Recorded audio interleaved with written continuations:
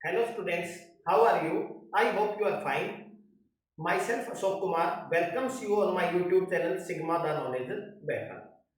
आज lecture number 4 matrices में हम करेंगे इनवर्स और reciprocal of A square matrix. हम इनवर्स वर्ड ही ज्यादा यूज करते हैं। इसके क्वेश्चन आपने प्लस 2 में भी किए होंगे। इनवर्स स्क्वायर मैट्रिक्स के केस में निकाला जा सकता है और सभी स्क्वायर मैट्रिक्स नहीं, स्क्वायर मैट्रिक्स अगर सिंगुलर है तो इनवर्स नहीं फाइंड आउट करते, नॉन सिंगुलर होना चाहिए। उसके बाद आपने बहुत सारे क्वेश्चंस किए उसकी डेफिनेशंस पे और बहुत सी थ्योरम्स या क्या चीज है उस पे हमने ध्यान नहीं दिया। हमने ए इनवर्स निकालने के लिए एक फार्मूला यूज किया, adjoint A divide bye determinant है, जिसका हम यहाँ प्रूफ भी करेंगे। इसके साथ साथ अगर आपसे बात की जाए, अगर मान लो इनवर्स निकालना है और यूनिकनेस ना हो तो उसका आंसर नहीं आ सकता, जबकि आपने किया तो सभी स्टूडेंट्स का आंसर क्या आता था, सेम आता था और आप उसको वेरीफाई भी करते थे एक प्रॉपर्टी से, a into A inverse is equal to A inverse into A is equal to I. तो वहां से वेरीफाई हो जाता था कि आपकी कोई एरर नहीं है। तो अब हम प्रूफ करेंगे। सबसे पहले बात करेंगे inverse of A square matrix क्या है, किस तरह से डिफाइन है, फिर हम करेंगे कि इसकी यूनिकनेस क्या है, फिर हम इसका फार्मूला। ठीक है, ये तीनों बातें हमने की है, लेकिन वहां पे सिर्फ उसको क्वेश्चन सोल्व करने तक हमने सीमित कर दिया। चलो अब हम शुरू करते हैं inverse of A square matrix, और इसका सेकंड क्वेश्चन इसी पे है। क्वेश्चन नंबर सेकंड एक्सरसाइज 1.1 का इसी पे है और इससे नेक्स्ट जो थ्योरम है वो है, डेफिनेशन पे भी है। ठीक है, क्या है, if A is an road non singular matrix,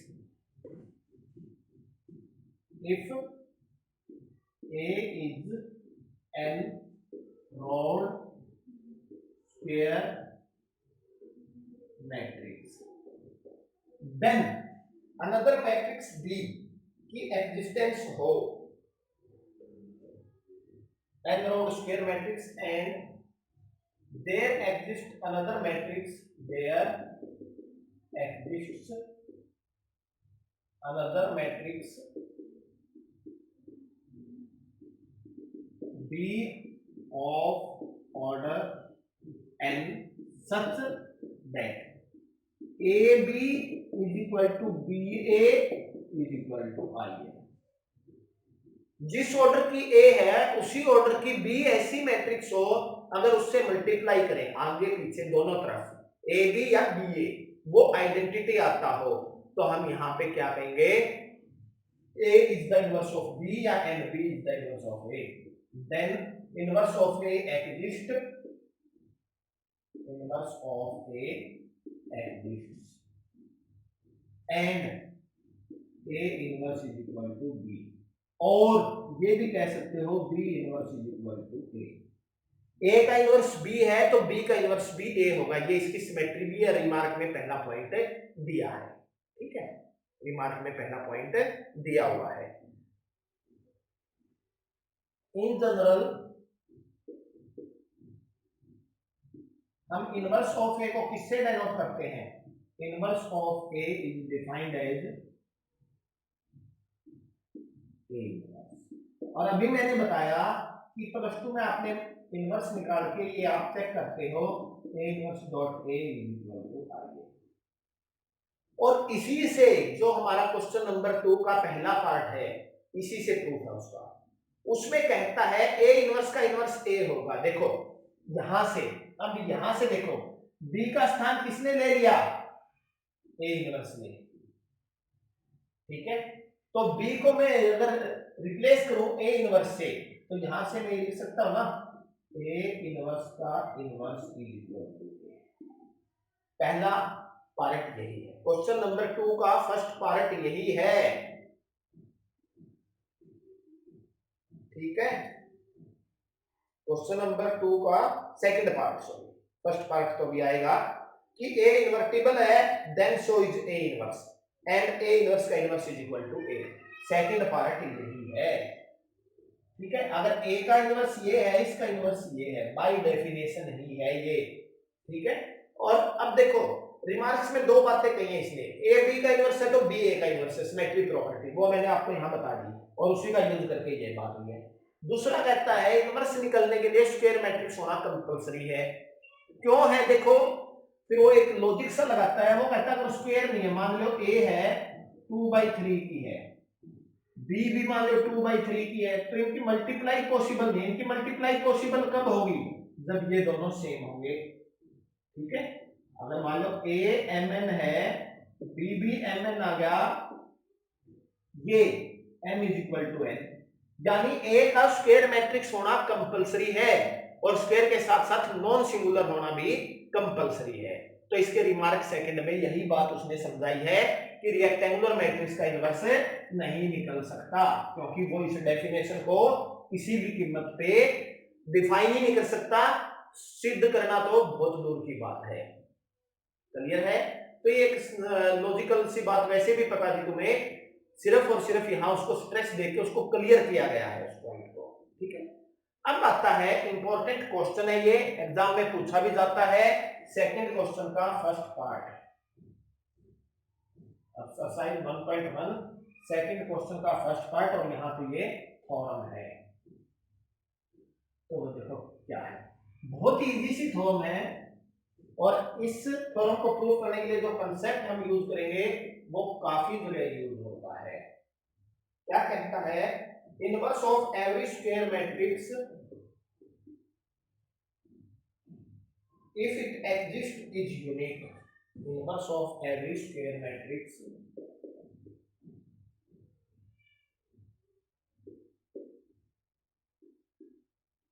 every square matrix if it exists is unique।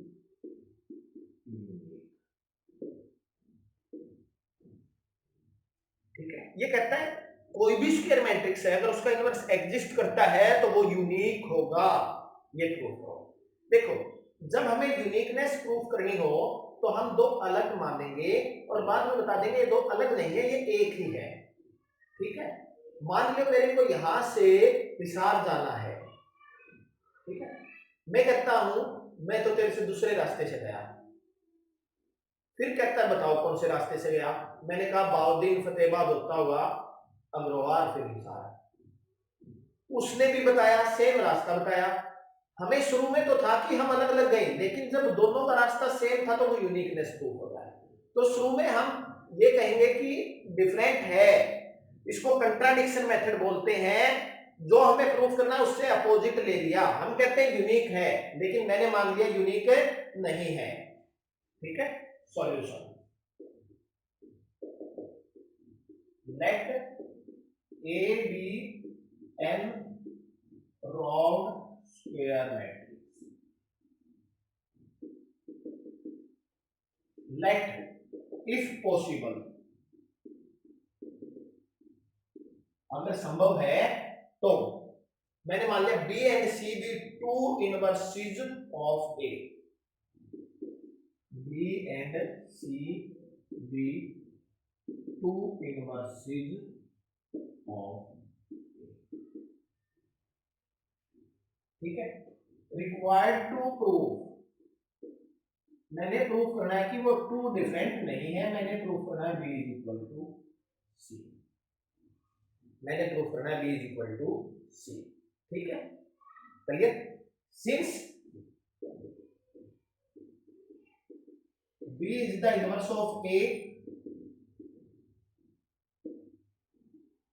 therefore AB is equal to BA is equal to I. Since C is the inverse of A, AC is equal to CA is equal to I. ठीक है, अब देखो ABC सभी किस type की है, n road square matrix है, inverse है, अभी किया था मैंने, A है तो B भी उसी ऑर्डर की होती है, तो ये भी क्या है n क्रॉस n ऑर्डर के, ये भी n क्रॉस n के, तो ए बी सी इनकी मल्टीप्लाई आपस में पॉसिबल है। तो यहां पे ये लिख दिया A B C are square matrix of same type, since A B C are square matrix of same type,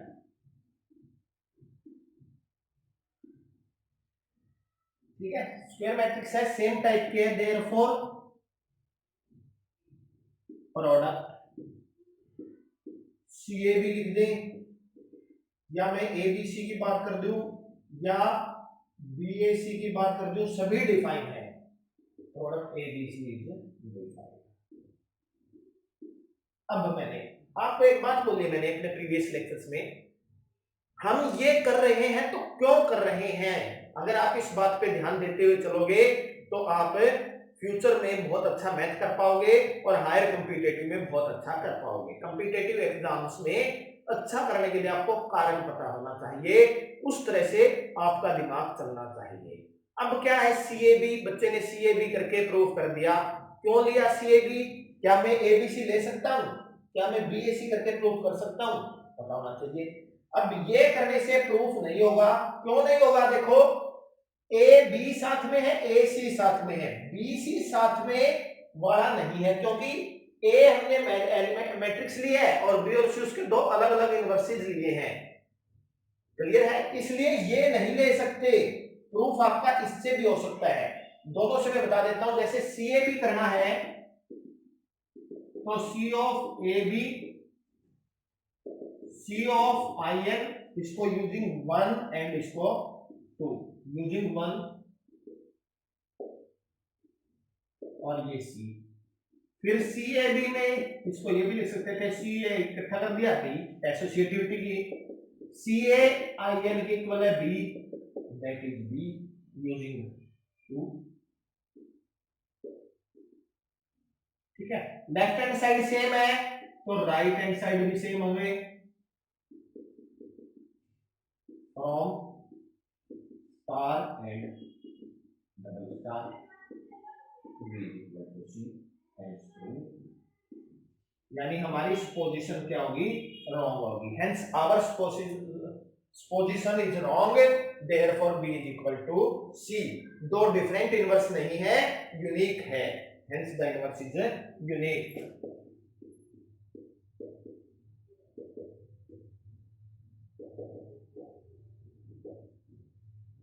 ठीक है, अब बुक ने ये कर दिया तो मैं गारंटी देता हूं 99% स्टूडेंट यही करेंगे, करेंगे ही नहीं, वो सोचेंगे इसके अलावा तो कोई लिया ही नहीं जा सकता, सोचना ही शुरू नहीं करेंगे, तो वो आप सोचें। अब देखो मैंने कहा ये भी, इससे भी हो सकता है, अगर मैं बी ए सी लेके चलता हूं तो देखो B as it is A C, A C I N B आ गया, अगर बी ए सी में B A multiply C, I N multiply C C, इन दोनों से दिस इंप्लाइज,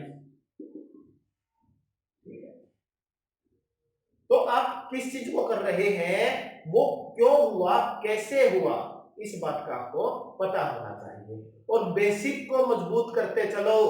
अगर आप बेसिक को मजबूत करते चलोगे, अगर कोई स्टूडेंट बीएससी को ही बहुत अच्छे से कर लेता है तो एमएससी स्टूडेंट पास करने के बाद भी नेट क्लियर नहीं कर पाते, और मैं इतना कह सकता हूं अगर बीएससी वाले बच्चों को बहुत अच्छी नॉलेज है, बहुत अच्छे बेसिक क्लियर है, तो वो नेट एग्जाम को क्लियर कर पाने में सक्षम बन सकता है, ठीक है। कोई भी टॉपिक न छोड़े और बहुत अच्छे ढंग से करते हुए चले। नेक्स्ट वन, जो कि आपकी एक्सरसाइज का क्वेश्चन नंबर 4 है, देखो साथ में आपके क्वेश्चंस हो रहे हैं और आपने इसी चीज को अच्छे ढंग से खुद प्रैक्टिस करना है, एक बार वीडियो को देख के उसके बाद खुद भी प्रैक्टिस करना है, तभी मेरी मेहनत का फल मिलेगा आपको। अब है the necessary and sufficient condition, ये question number 4 exercise 1.1 and theorem 1.2.9, the necessary and sufficient condition for a square matrix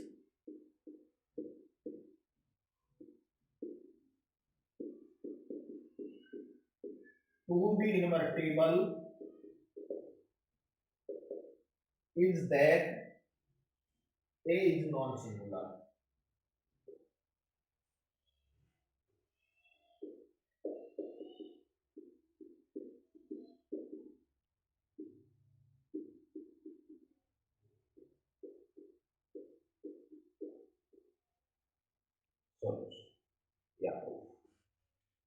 और नॉन सिंगुलर का मीनिंग क्या होता है? जिसका डेटरमिनेंट क्या है? नॉन जीरो है। जिसका डेटरमिनेंट क्या है?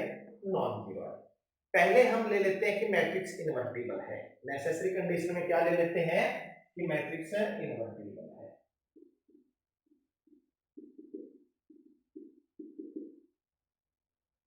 It is given that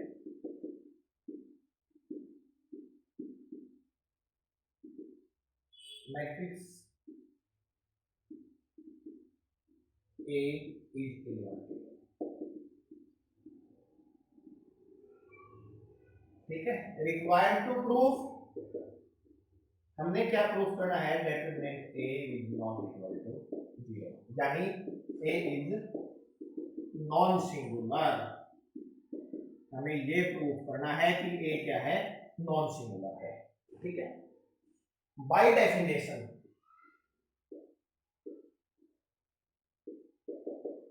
since A is invertible, therefore क्या थी definition? AB is equal to BA is equal to IA। Taking determinant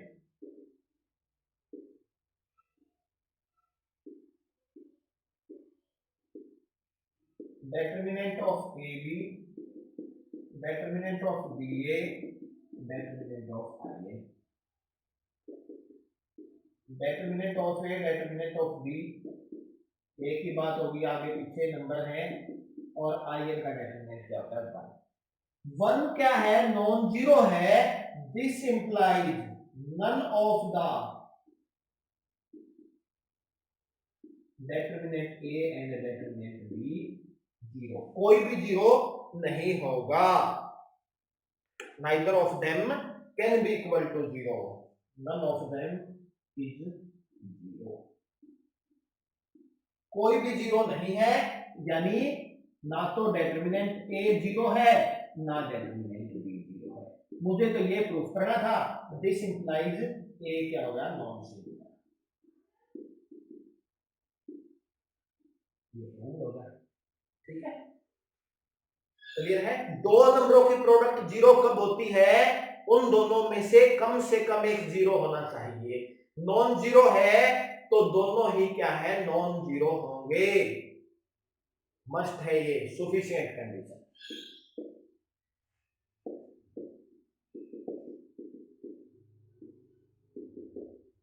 अब जो प्रूफ किया है, अब हम लेके चलेंगे A is non singular. Proof करना है then A is invertible. It is given that A is non singular, i.e. required to prove, हमें क्या प्रूफ करना है? A is invertible। हमें क्या प्रूफ करना है कि ये इनवर्टिबल है।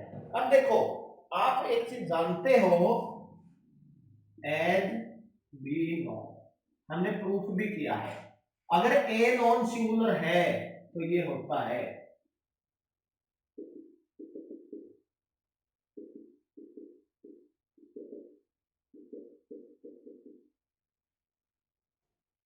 ठीक है। अब डेटरमिनेंट A से सभी को डिवाइड कर दो,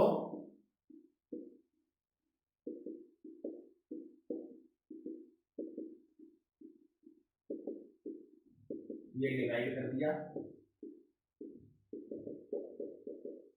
ये आ गया।